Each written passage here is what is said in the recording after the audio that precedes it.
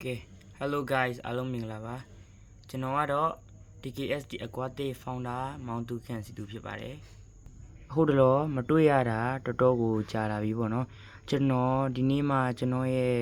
အိမ်ကိုပြန်ရောက်တယ်ပေါ့နော်ကျွန်တော်ကျွန်တော်ရဲ့မင်္ဂလာနဲ့အိမ်တအိမ်မှာကျွန်တော်သွားပြီးတော့နေရပေါ့နော်ဒီနေ့မှကျွန်တော်အိမ်ပြန်ရောက်တယ်ဒီသကြံမတိုင်ခင်နဲ့သွားနေလာတာပေါ့နော်ကျွန်တော်ဒီနေ့မှကိုပြန်ရောက်ဖြစ်တဲ့အတွက်ကြောင့်ငါးဗီဒီယိုတွေလည်းဘာမှကိုကျွန်တော်မတင်ပြဘူးပေါ့ဗျာဆိုတော့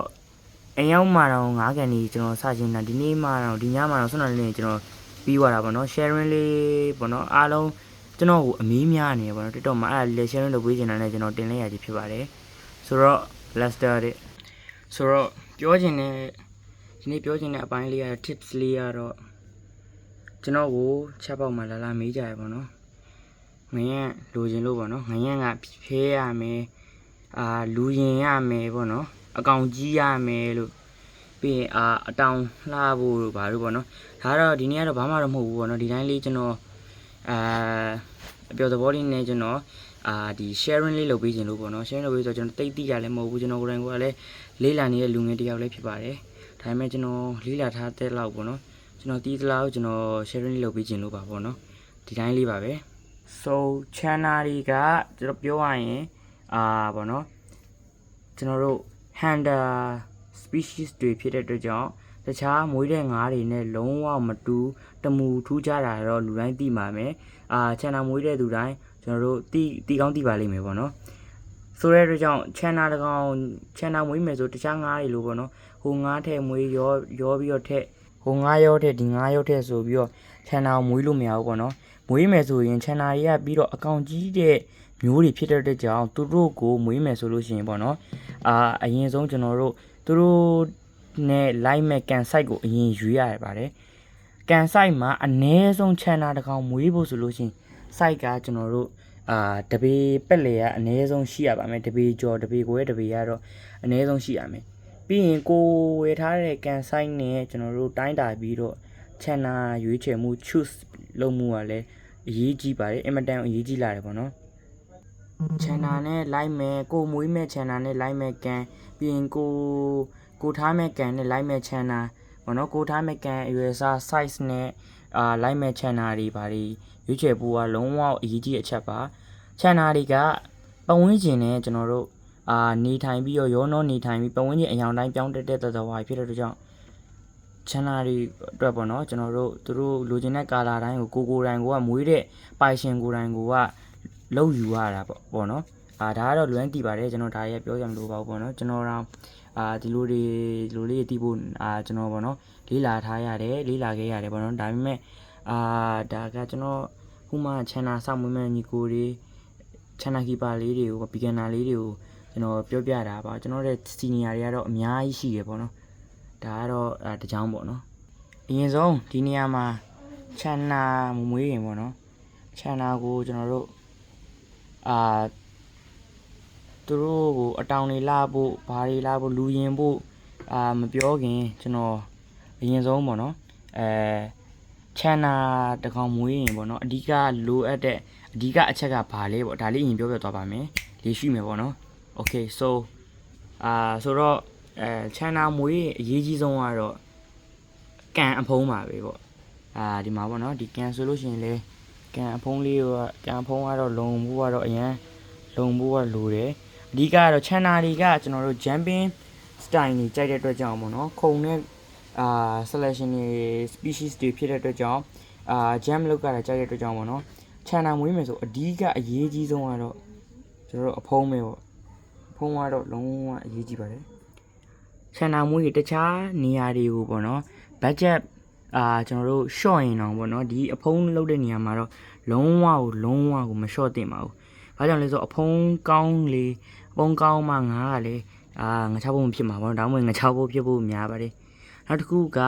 Kim success rate ဖြစ်ပါတယ်။မြင်တဲ့အတိုင်းပဲ success rate ကတော့လူတိုင်းသိမှာပေါ့နော်။ကျွန်တော်တို့အခုဆိုရင် Androgen ဆိုလို့ရှိရင် light success rate ကိုကျွန်တော်တို့ခင်းထားရတယ်ပေါ့နော်။ဒီနေ့ success rate ကတော့တော်တော်ကိုအရေးကြီးပါတယ်ငါးမွေးတွေ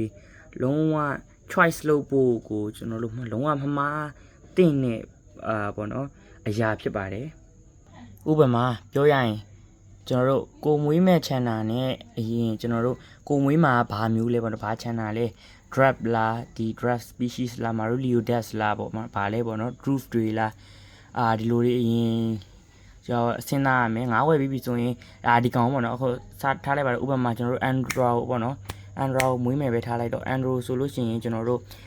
background ကသူတို့က black ဘက်ကိုသွားတယ်ပေါ့နော်အမဲဘက်သွားတယ်အတောင်အပြာလေးကဝင်းနေတာဖြစ်တဲ့အတွက်ကြောင့်ပြောရရင်ဗျအပြာကများတဲ့ကောင်တွေဖြစ်တဲ့အတွက်ကြောင့်ကျွန်တော်တို့Andro မွေးမယ်ဆိုလို့ရှိရင်အရင်ဆုံးကျွန်တော်တို့ဒီသူတို့နဲ့လိုက်မယ်ပေါ့နော် substrate ကိုခင်းရပါတယ် Andro ဆိုလို့ရှိရင်ထားပါတော့အမဲနဲ့အပြာဘက်သွားတဲ့အတွက်ကြောင့်ဒီသူတို့နဲ့ပြောရရင်ဗျဒီ sticker တွေကတ်မယ်ဆိုလို့ရှိရင်တကယ်လို့ကိုကအနောက်ကို background အနောက် background ကို black ပေါ့နော်black sticker ပေါ့နော်အမဲအောင်ကတ်မယ်ဆိုလို့ရှိရင်သူတို့နဲ့ဆန့်ကျင်ဘက်ပေါ့နော် substrate ကိုပြောရရင်အလင်းဘက်သွားရမယ်ဗျာပြောရရင်ရှင်းရှင်းပြောရရင်background ကိုအနက်ဘက်အမောင်ဘက်သွားမယ်ဆိုလို့ရှိရင်ဆန့်ကျင်ဘက်ဒီအောက်ခင်းကိုကျွန်တော်တို့အလင်းဘက်သွားပြရမယ်တကယ်လို့ကိုကအောက်ခင်းကိုအမဲဘက်ကိုသွားမယ်အနက်ရောင်ဘက်ကိုသွားမယ်ဆိုလို့ရှိရင်ဒီ background ကိုအလင်းဘက်သွားပြရမယ်အဲ့လိုဆန့်ကျင်ဘက်ခင်းပြရမယ်ပေါ့နော်ဒါဆန့်ကျင်ခင်းပြရမယ်ဆိုတာဗျပုံသီလည်းမဟုတ်ဘူးပေါ့နော်ပြောရရင်ငါးကာလာကလှဖို့ဆိုတာထက်ကိုငါးကာလာကြီးကထင်းနေဖို့ပေါ့နော်တချို့ဆိုလို့ရှိရင်ကာလာကလှတယ်ပေါ့ကာလာကြီးကဆူဆူပြီးပြီးမရှိဘူးပေါ့နော်သူ့ဘောက်ဒီအခုဆိုမြင်တဲ့အတိုင်းပဲပေါ့နော်ပုံမှန်လေးပဲဝင်နေတာမျိုးတွေဘာတွေရှိတယ်ပေါ့နော်ဒီလိုကျွန်တော်ပြောသလိုလှုပ်ခြင်းအပြင်ကဘာတွေဖြစ်လဲဆိုလို့ရှိရင်ကာလာကိုလုံးဝငါးကာလာကိုစိုးပြေသွားတယ်ပေါ့နော်အဲ့လိုအဆန့်ကျင်ဘက်ခင်းခြင်းအပြင်ကငါးကာလာကိုလုံးဝကိုကျွန်တော်တို့စိုးပြေသွားစေတယ်ပေါ့နော်ပြီးလို့ရှိရင်ကျွန်တော်တို့ substrate choice လုပ်ဖို့ကတော့ကိုတကယ်နေရာမှာကြတော့ဗျာပြောရရင်ငါးမွေးသူရဲ့ brain level နဲ့လည်းလုံးဝအများကြီးဆိုင်သွားပြီပေါ့နော်ဘာလို့လဲဆိုတော့ငါးမွေးသူရဲ့ experience နဲ့လည်းဆိုင်နေပေါ့နော်လုံးဝဟို IQ နဲ့လည်းလုံးဝဆိုင်သွားပြီဘာလို့လဲဆိုတော့အောက်ခင်းရွေးချယ်မှုကအရင်ရေးကြည့်တယ်အောက်ခင်းရွေးချယ်လို့မကောင်းရင်ဒါနဲ့ငါကိုမွေးတဲ့ငါကိုအရင်ဆုံးထိခိုက်မှာပေါ့နော်အကျမ်းမာရေးကျွန်တော်တို့ချိုးတက်လာမယ်ပေါ့နော်ဘယ်လိုပြောရရင်အောက်ခင်း substrate တွေကျွန်တော်တို့ဒီပေါ့နော်တချို့ဆိုင်တွေမှာရောင်းတာတွေကပေါ့နော်ပြောရရင်ဒီထိခိုက်တာတော့မဟုတ်ဘူးပေါ့ကျွန်တော်ဒီတိုင်းပဲတဘာဝ knowledge sharing အနေနဲ့ပဲပြောပြရပါတော့ substrate တွေအနေနဲ့မကောင်းဘူးပေါ့ဗျာပေါ်တယ်ပေါ့နော်ထောင်ကနန်းတောင်းကနန်းလောက်တင်းနဲ့အောက်ခင်းနေတာပေါ့နော်ရေထဲမှာထည့်လို့ရလားမရလားမသိပဲနဲ့ရောင်းကြတယ်ပေါ့နော်ဒါတွေကိုငါးမွေးဝါသနာရှင်တွေကလည်းလိုက်မယ်ထင်ပြီးဝယ်ကြတဲ့အခါမှာငါးတွေအတွက်အများကြီးကျွန်တော်တို့ထိခိုက်နာကျင်မှုတွေရစီတယ်ဒါဒီနေရာမှာကျွန်တော်ကိုယ်တိုင်ကလည်းကြုံရတယ်ပေါ့နော်ပြောရရင်ဗျာကျွန်တော်ကိုယ်တိုင်ကလည်းကြုံဘူးတယ်အရင်ငါးစမွေးနှုန်းပေါ့နော်ကိုငါနဲ့လိုက်မယ်ထင်ပြီးတော့ဒီပြောရရင်ဗျသဲတွေပေါ့ sam တွေပေါ့ aquatic sam တွေဒီဆေးဆိုးထားတာပေါ့နော်အပြာတို့အနီတို့လိမ်မော်တို့ပေါ့နော်ဒီလိုတွေဆေးဆိုးထားတဲ့ဟာတွေကိုကျွန်တော်လည်းအရင်တော့မသိဘူးပေါ့နော်အဲ့နှုန်းကဆိုabout 8000လောက်တော့ရှိမယ်6000လောက်တော့ဆိုရှိမယ်ပေါ့နော်ကျွန်တော်ဝယ်ခင်းနေလုံးဝငါးတွေအတွက်လုံးဝထိခိုက်တယ်ပေါ့နော်တဲလုံးဝပြောရရင်ဗျအတောင်နေမှာဒီလို fin နေမှာလုံးဝဒီ white spot တွေပါဆွဲတာအစားဖြစ်တယ်အဲ့အတွက်ကြောင့်အောက်ခင်းရွေးချယ်မှုကလည်းအရန်ရေးကြည့်တယ်ပေါ့နော်ဆိုဒါကတော့နောက်ဗီဒီယိုကြားမှာတက်လုပ်မယ်ဒီနေ့ဗီဒီယိုကတော့ဒီကျွန်တော်တို့ဒီနေ့ဗီဒီယိုကတော့ဒီ9000လှဖို့လူရင်ဖို့ဆိုတာပေါ့နော်ဘယ်လိုလုပ်ကလဲပေါ့ဘာဆိုင်လဲပေါ့နော်ဒါကိုပြောကြမယ်အပိုင်းလေး tips လေးဖြစ်တဲ့အတွက်ကြောင့်ဆက်ပြီးတော့လူရင်းလေးကိုစလိုက်အောင်ပြောရရင်စရမယ်ဆိုလို့ရှိရင်အရင်ဆုံးပေါ့နော်လူရင်ဖို့ငါးတကောင်ငရမ်းတကောင်လူရင်ဖို့နော်လူရင်ဖို့ကအမှန်တကယ်ပြောရရင်ကျွန်တော်တို့ကျွန်တော်မွေးတဲ့သူနဲ့ပဲဆိုင်တာပေါ့နော်ငရမ်းမွေးတဲ့သူနဲ့ပဲအများကြီးဆိုင်တယ်ဆိုတာပြောရရင်ဗျာရောင်းတဲ့သူနဲ့လည်းမဆိုင်ဘူးတော့မဟုတ်ဘူးဆိုင်နေဒါပေမဲ့မိုးတဲ့သူနဲ့က100% မှာဆိုရင်ကျွန်တော်တို့70-80% လောက်ဆိုင်နေဗျာပြောရရင်ပေါ့နော်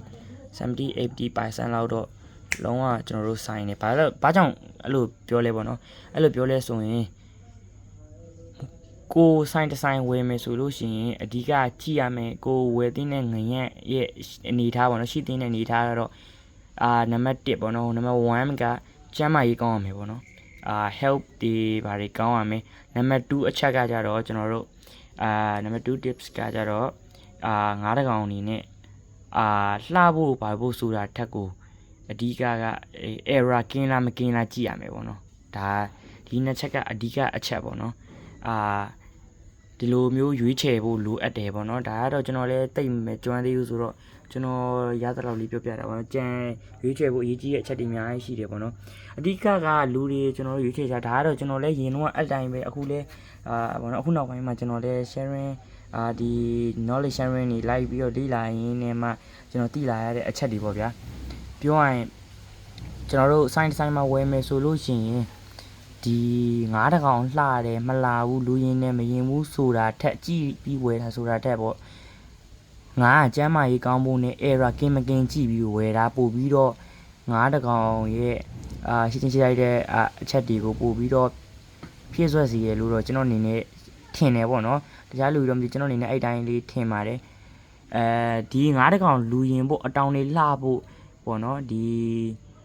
ဘယ်လိုပြောရမလဲကိုလိုချင်တဲ့ပုံစံမျိုးကကြတော့မွေးတဲ့သူကိုယ်တိုင်ကိုယ်ကပဲပြိုးယူရမှာပေါ့နော်ဒါကတော့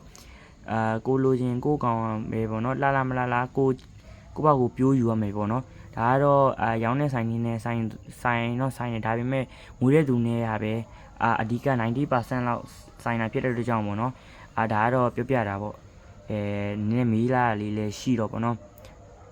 လူရင်ဖို့တို့ဘာလို့ကြတော့ကျွန်တော်တို့ကိုပါကိုဝယ်လာတဲ့ငါးလေးတွေကိုပါကိုပေါ့နော်လာအစအဆုံးပထမဆုံး first time ဝယ်လာရင် lighting တွေဘာတွေမထုံးဒီတိုင်းအမောင်ချပြီးတော့နားပေးပြီးတော့ try ရမှာပေါ့နော်ဒါတော့ကိုလိုချင်တဲ့ပုံကိုပါကို try မှာဖြဲတာမဖြဲတာပေါ့နောက်ချန်တယ်ပေါ့နော်ဖြဲတယ်မဖြဲဘူးကနောက်တစ်ခုကငရက်ဆိုတာပေါ့နော်ဖြဲဖို့တော့လာတာမဟုတ်ဘူးပေါ့ပြောရရင်ပေါ့နော်ငရက်ဆိုတာကျွန်တော်တို့ဖြဲဖို့မဟုတ်ဘူးကျွန်တော်တို့အဓိကငရင်ကိုလူတွေကပေါ့နော်ဖြဲလာဝင်ပေါ့နော်မေးကြတာအဓိကငါလာလားမလာဘူးလားကျမကြီးကောင်းလားမကောင်းဘူးလားဆိုတာထက်ကိုဖြဲလာပေါ့နော်ငါကဖြဲလာမှန်ရဖြဲလာပါလားမေးကြတာပေါ့နော်ဒါကအမှန်မလူဘူးကျွန်တော်အနေနဲ့ကြည့်လုံးဝမလူဘူးပေါ့ဖြဲဖို့ကငရင်ဆိုတာကဗျာဟန်ဒါတွေဖြစ်တဲ့အတွက်ကြောင့်ဒါတခြားပြိုင်ဘက်တွေတွင်ရင်ဖြဲတာအမှန်တကယ်တော့ဒီငရင်တကောင်ဆိုတာကဖြဲဖို့တော့မဖြစ်လာကြအောင်နောက်ဆုံး trend တွေပြောင်းလာတော့မှပဲဒီငရင်ဖြဲတာကြီးကလုံးဝ traditional ရိုးရာတစ်ခုလိုဖြစ်လာတာပေါ့နော်ဒါလည်းဒါကျွန်တော်နေကြည့်နေတဲ့ user မှာလို့ထင်ဒါပေမဲ့ဆိုကိုကြိုက်တဲ့ကိုဆိုတော့ပြောလို့မရဘူးပေါ့နော်မတူဘူးပေါ့ဒါကတော့ကျွန်တော်ဒီနေ့ကြောက်တိတလောက်လေးကျွန်တော်အားရနေ sharing လုပ်ပေးတာပေါ့နော်နောက်ဗီဒီယိုတွေလည်းကျွန်တော်တိတလောက်တက်တလောက်လေး sharing လုပ်ပေးမယ်ကျွန်တော်ကိုfollow like and follow လေးလုပ်ပေးကြပါ share လေးလုပ်ပေးကြပါနောက်ဆိုပါကျွန်တော်ဒုက္ခမှာအားလုံးပဲbye bye